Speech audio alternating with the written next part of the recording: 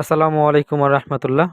প্রিয় নবম শ্রেণীর শিক্ষার্থী বন্ধুরা, আশা করি তোমরা সবাই ভালো আছো। Hope is the thing with feathers এই কবিতাটি ইতিমধ্যে তোমাদেরকে একটি ভিডিও আমি দিয়েছি। এই কবিতার অর্থসহ ব্যাখ্যা, এবং তোমরা সেটা যারা এখনো দেখোনি তারা অবশ্যই দেখে নিবে। এটাকে বলা হয় হোপ কবিতা। সেই হোপ কবিতা কে লিখছেন ইমিলি ডিকিনসনের যে শর্ট বায়োগ্রাফি, এটা আমরা ভিডিও করে দিয়েছি, তোমরা সেটা দেখে নিবে।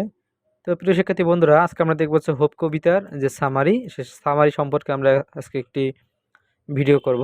তোমার বইয়ের 117 পৃষ্ঠায় মানে 8.3.3-তে লেখা আছে যে now read the poem and write the summary of the poem following and steps of writing a summary. Later check your summary in pairs and submit a copy of summary to your teachers. কবিতাটি আবার পড়ো এবং সারমর্ম লেখার ধাপ অনুসরণ করে কবিতাটির সারমর্ম লেখো। জোড়ায় সারমর্মটি যাচাই করো এবং একটি কপি শিক্ষকের কাছে জমা দাও।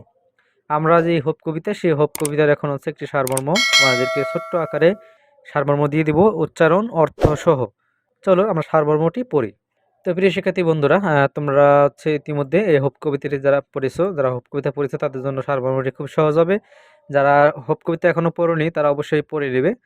এই হোপ কবিতা কে লিখছেন? Emily Dickinson. এই হোপ কবিতার যে সামারি সেটা দেখবো এখন আমরা। তো প্রিয় শিক্ষার্থী বন্ধুরা, দেখো হোপ কবিতার সামারি আমি শর্ট আকারে দিয়েছি, তোমাদের বাংলা অর্থ নিচে তোমাদের এই উচ্চারণ আমি দিয়েছি। উচ্চারণকে তোমাদের একটু পরেই দেখিয়ে দিচ্ছি। The poem hope is thing with feathers by Emily Dickinson use the metaphor and of a bird to describe hope.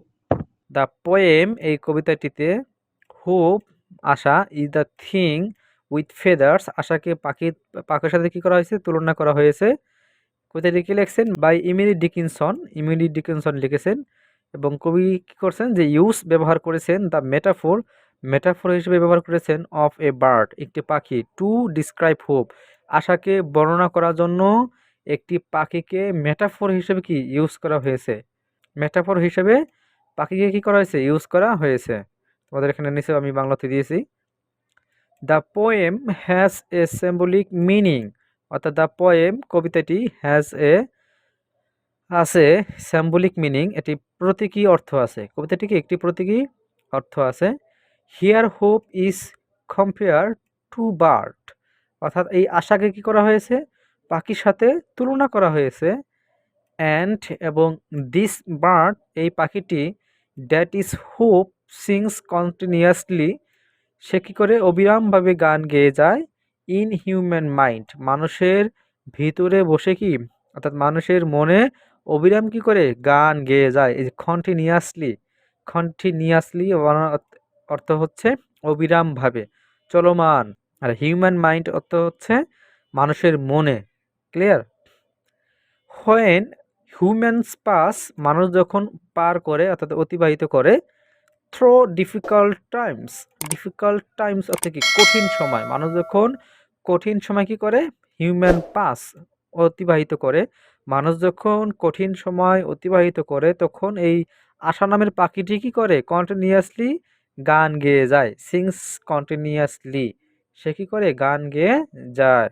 মানুষের যখন কঠিন সময় পার করে তখন কি এই মানুষের মধ্যে বসে আশা নামে পাখিটি কি করে? গুনগুন করে গান গেয়ে যায়।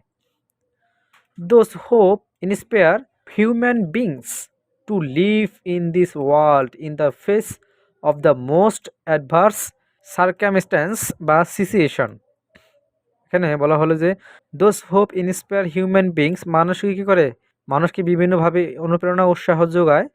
টু লিভ, বাঁচতে। ইন দিস ওয়ার্ল্ড, এই পৃথিবীতে বাঁচতে কি মানুষকে অনুপ্রেরণা উৎসাহ দেয়। In the face of the most adverse circumstance situation, মানুষের কঠিন সময় এই পৃথিবীতে বাঁচতে মানুষকে কি করে? মানুষকে অনুপ্রেরণা উৎসাহ দিয়ে থাকে। তোমাদের বাংলা অর্থ আমি নিচে দিয়েছি যে এইভাবে আশা মানুষকে সবচেয়ে প্রতিকূল পরিস্থিতিতে এই পৃথিবীতে বেঁচে থাকতে অনুপ্রাণিত করে। সো তাই দ্য পোয়েম কবিতাটি depict to everlasting and increasing nature to hope, অর্থাৎ এখানে দ্য পোয়েম ডিপিক্ট, এই কবিতাটি কি করে? অঙ্কন করে। দ্য এভার লিস্টিং অর্থাৎ তালিকাভুক্ত করে, ইভার লিস্টিং মানে সর্বদা কি করে, তালিকাভুক্ত করে, তাহলে অঙ্কন করে এবং তালিকাভুক্ত করে, অ্যান্ড ইনকারেজিং অর্থাৎ উৎসাহজনক নেচার অফ দ্য হোপ, প্রকৃতিতে বিচিত্র করা, অর্থাৎ এই প্রকৃতিতে বাসার যে একটি অঙ্কন, এটা মানুষের যে বেঁচে থাকার যে একটি দৃশ্য, যে একটি কাল্পনিক যে দৃশ্য, সেটা কি করে অঙ্কন করে এবং তালিকাভুক্ত করে কি এই কবিতাটি। তো তোমাদের এখানে নিচে বাংলা অর্থ আমি দিয়েছি। প্রিয় শিক্ষার্থী বন্ধুরা, তোমাদের নিচে আমি উচ্চারণটা দিয়ে দিয়েছি। এখানে তোমাদের এটা হচ্ছে পুরোটা হচ্ছে তোমাদের উচ্চারণ, এটা হচ্ছে তোমাদের উচ্চারণ, হ্যাঁ, এটা হচ্ছে তোমাদের বাংলা অর্থ, এবং এটা হচ্ছে সামারির ইংলিশটা, অর্থাৎ এটার বাংলা অর্থ এটা। এবং আমি তোমাদের সাথে যারা উচ্চারণে দুর্বল, তাদের জন্য হচ্ছে আমি বাংলার উচ্চারণটা তোমাদের দিয়েছি।